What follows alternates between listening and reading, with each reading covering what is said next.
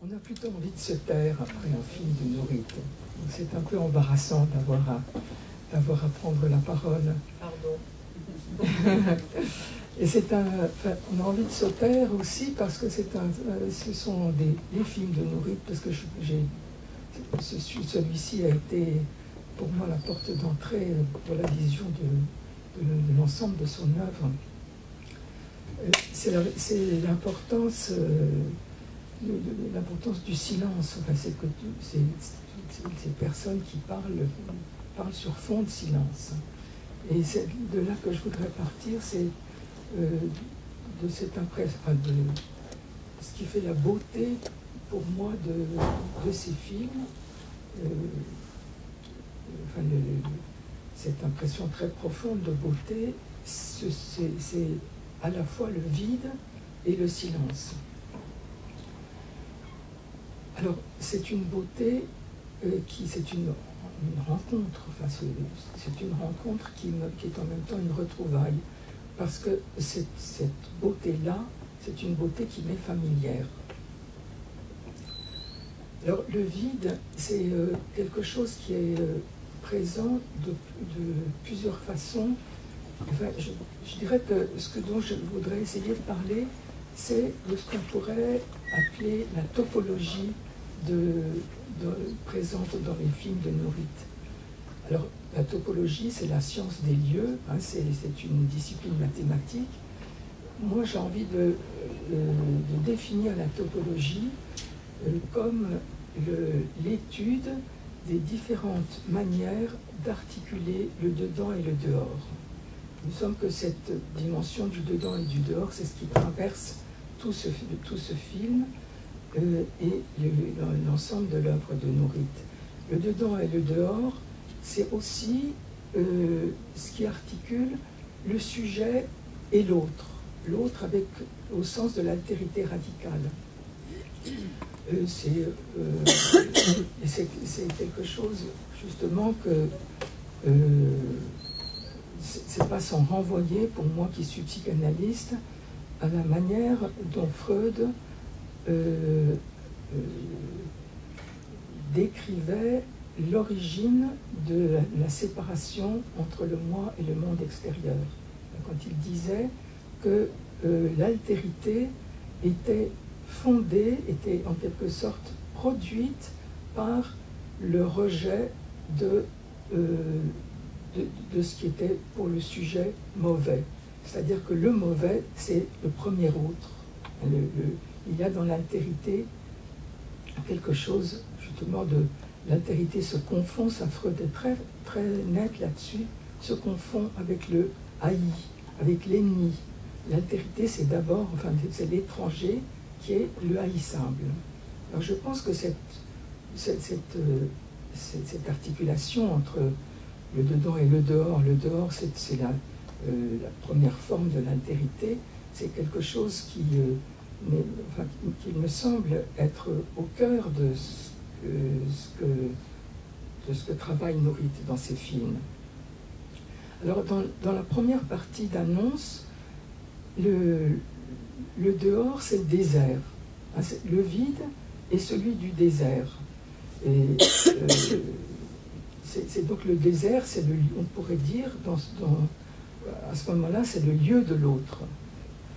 Alors, ce vide, cette beauté qui apparaît dans ces images de désert, on la retrouve même je pense aux autres films de Nourrit, même lorsque on a les images d'une ville ou les images que l'on voit depuis un train qui parcourt et qui traverse des gares. Ce vide, il me semble, et ce désert, ils sont avant tout, ce côté désertique des gares, par exemple, ou des villes dont on ne voit que des maisons sans aucune présence humaine, il est justement ce désert fait de ce qu'il n'y a pas de figure humaine. Et c'est peut-être aussi ça qui donne cette dimension de paix, qui est liée à cette vacuité. C'est cette absence de la figure humaine. Alors ça m'a renvoyé à un énoncé de Lacan concernant la beauté il dit que la beauté est le voile de la pulsion de mort.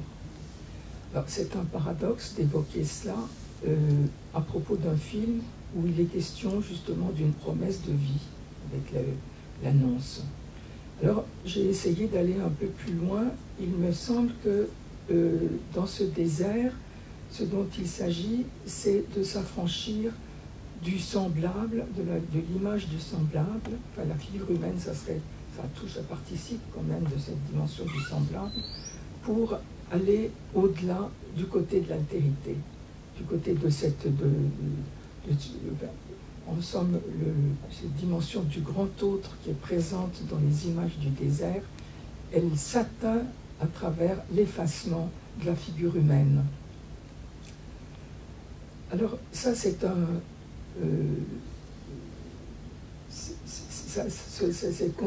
je dirais que la première partie du film de Nourit met en relation un dedans des images d'intérieur, dans lesquelles on ne voit parfois qu'une porte, sans aucune fenêtre, et puis des images d'extérieur, enfin d'une sorte de dehors pur, comme ça, de ce dehors vide. Dans la seconde partie, ce qui m'a frappé, c'est que ce que l'on voit, c'est avec une grande insistance, ce sont les portes et les fenêtres. Et j'en avais parlé à Nourit en lui disant qu'il me semble que dans cette insistance de ces images de portes et de fenêtres, ça n'était pas sans renvoyer à quelque chose de la maternité, au sens où il y a dans porte, on entend porter l'enfant, et dans fenêtre, on entend faire naître aussi, faire naître l'enfant. Alors elle m'a répondu qu'en fait, dans tous ces films, et j'ai pu le constater après notre conversation, dans tous ces films, il y a des portes et des fenêtres, énormément de portes et de fenêtres. Et que pour elle, ce n'était pas quelque chose qui renvoyait à, forcément à la maternité, mais peut-être à quelque chose justement de l'altérité, hein, de l'ouverture. Plus exactement, on n'a pas dit l'altérité, c'était l'ouverture. Effectivement, les portes et les fenêtres, ça fait comme des trouées, et comme des trouées dans l'image aussi, et comme quelque chose qui permet comme une ouverture sur l'ailleurs, d'abord, sur l'ailleurs et aussi sur ce dehors dont je parlais comme étant l'altérité, l'étranger. Alors, ces portes et ces fenêtres, c'est aussi, dans ce film, parfois, ce sont des portes qui ouvrent sur d'autres portes. Et ce film, d'ailleurs aussi, la première image du film, c'est une fenêtre fermée avec des jalousies closes. Hein, c'est la première image. Alors, ces portes et ces fenêtres, c'est quelque chose qui... ça renvoie pour moi à un souvenir de voyage très ancien, un moment où j'avais été dans ma jeunesse au Kenya, dans une île qui s'appelle l'île de Lamu, et j'avais été saisie par la beauté d'une mosquée. Je marchais dans la rue principale de la petite ville de Lamu, et puis j'avais aperçu, il y avait une mosquée qui avait des portes qui étaient ouvertes sur la rue, et puis de ces portes, on voyait l'intérieur qui était vide, d'ailleurs, qui était désert, et en vis-à-vis des portes qui donnaient sur la rue, il y avait d'autres portes qui donnaient sur la mer vide et le ciel vide. Et je dois dire que ça m'avait beaucoup ému, et c'était resté comme une sorte de trace ineffaçable de quelque chose que j'avais là entrevu, entreaperçu, et qui est au fond qui garde son mystère. Hein. Pourquoi est-ce que ça vous saisit à ce point? Enfin, il y a les portes, donc j'ai toujours été sensible dans la peinture à cette dimension des portes qui ouvrent sur d'autres portes, comme dans la peinture hollandaise. Et puis il y a aussi une image qui m'est très chère de la peinture pompéienne qui montre une porte entrouverte d'une maison. De chaque côté de la porte, il y a un homme et une femme de part et d'autre, et il y a un petit enfant qui sort sur le seuil, qui sort de l'intérieur de la maison et qui se trouve sur le seuil. Et c'est une image, enfin, cette peinture m'a toujours semblé d'une très grande beauté et renvoyant à quelque chose du désir d'enfant, quelque chose comme de la solennité du désir d'enfant. Dans les films de Nourrit, s'articulent sans cesse donc un dehors et un dedans, et leur beauté naît de ce que le dedans est toujours ouvert vers le dehors. Le dehors ne cesse de pénétrer à l'intérieur. C'est lui qui l'emporte, grâce au oui de Marie, qui accepte l'annonce et qui accepte donc d'être envahie par cet autre sous la forme de cette grossesse. Alors je dirais que la forme de son message matérialise, incarne le message lui-même dans les films de Nourrit. C'est là la force de ces films. C'est un message d'ouverture à l'autre langue, à l'autre communauté, et à cet étranger donc qui est dont l'annonciation en quelque sorte auquel l'annonciation nous invite à dire oui et à accueillir.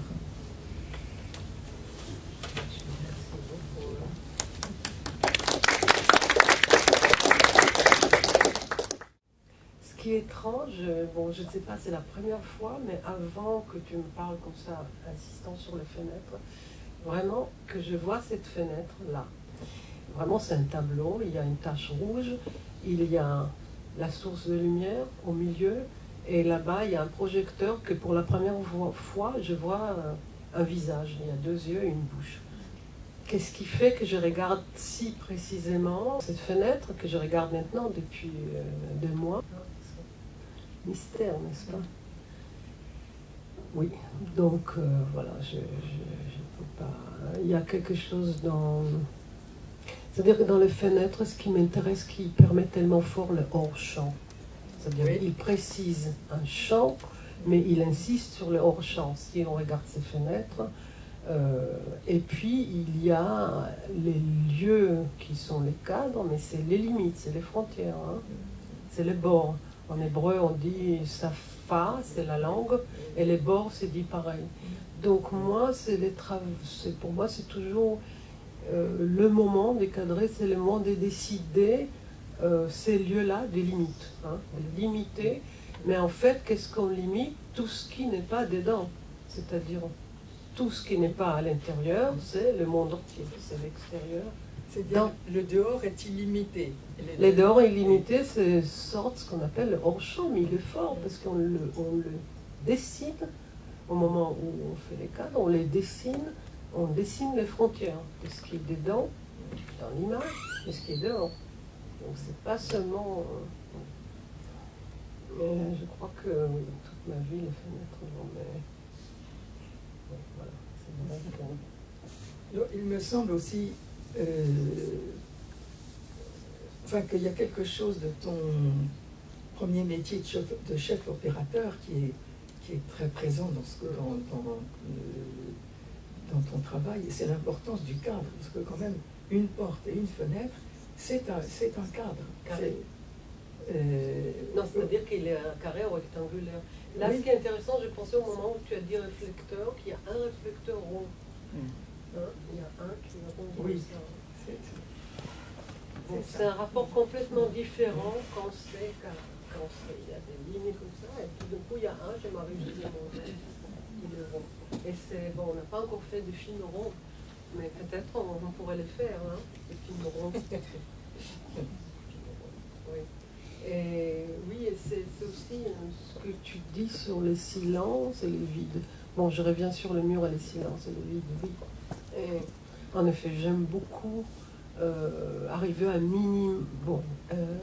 de faire des images minimalistes où il n'y a presque rien, mais c'est qu'il y a, il est fort, hein, c'est-à-dire que avoir beaucoup du blanc ou de ce qui est le silence, je ne sais pas les rapports entre blanc et silence, mais qu'il y a quelque chose. Et les noirs aussi, il peut, mais bon, pas de la même manière. C'est vraiment le rapport entre le noir et le blanc. Bon, bref, je ne sais pas trop de quoi je parle là. Et ça donne, un point particulier à la parole, justement, de se prononcer sur ce fond de vide, enfin d'allusion au vide, disons, et de silence. Il y a une des personnes qui parle dans le film, qui parle beaucoup de la voix, que je trouvais ça très intéressant, cette voix aussi qui porte, hein, cette voix qui produit une sorte, qu'elle assimile à une sorte d'utérus qui contient, qui enveloppe. Enfin, oui, c'était important de parler de la voix, mais c'est-à-dire tout le monde me dit que je fais un film sur la maternité. Pour moi, je fais un film sur le cinéma. C'est-à-dire qu'il y a les trois héroïnes, Agar, Sarah, Marie, et puis on parle de la voix, de l'image, du poème et du désert. Oui, parce que je crois que c'est les lieux où la parole, parce qu'en hébreu, Midbar, ça vient d'avar, c'est la parole. Donc il y a comme une association comme ça que c'est les lieux d'une parole à partir d'un silence, je ne sais pas. Mais donc il y a, et ça pour moi c'est le cinéma. Donc on a beau à dire, je nie pas que ça parle, mais c'était pas les points de, c'était pas assez, voilà. Je crois que c'est le cinéma, et je crois que peut-être cette fécondité dont on parle, elle peut s'appliquer à la naissance d'un fils, mais là, on peut aussi parler de la fécondité avec l'art. C'est-à-dire, on peut créer l'un et l'autre. C'est intéressant, je pensais qu'en français, fil, quand vous écrivez fils, vous ajoutez un M, ça fait film, ça s'écrit pareil. Et puis les M en hébreu, c'est la mère, hein? C'est-à-dire M, le mot M en hébreu, comme dit Chaviv Akadea, ça veut dire la mère. Donc, fils plus M, qui veut dire la mère, ça fait film. Il me semble qu'il y a dans les films de Nourit quelque chose comme ça, oui, mise au cran de l'éternité. Tout à fait, oui. Voilà. Enfin, écoutez, je suis très heureuse de faire votre connaissance. Mais c'est formidable. Parce que c'est c'est ça qui m'a permis d'appeler le film annonce, parce qu'il y a aussi oui. l'annonce à Marie, et les autres ne sont pas des annonciations. Les deux chez autres. Claudel, c'est l'annonce faite à Marie, Oui, je sais. qui montre Oui. qu'il y a une action positive, active et pas passive. Une annonce à Marie, c'est passif, alors que l'annonce faite à Marie, c'est positif, Oui. c'est actif. Oui. Le fait, Oui. le mot ça. fait, Oui. montre une action, Mhm. implique une action. Michal, Et c'est ça c'est le petit-fils de Claudel. Bonjour madame. Bonjour, bonjour monsieur.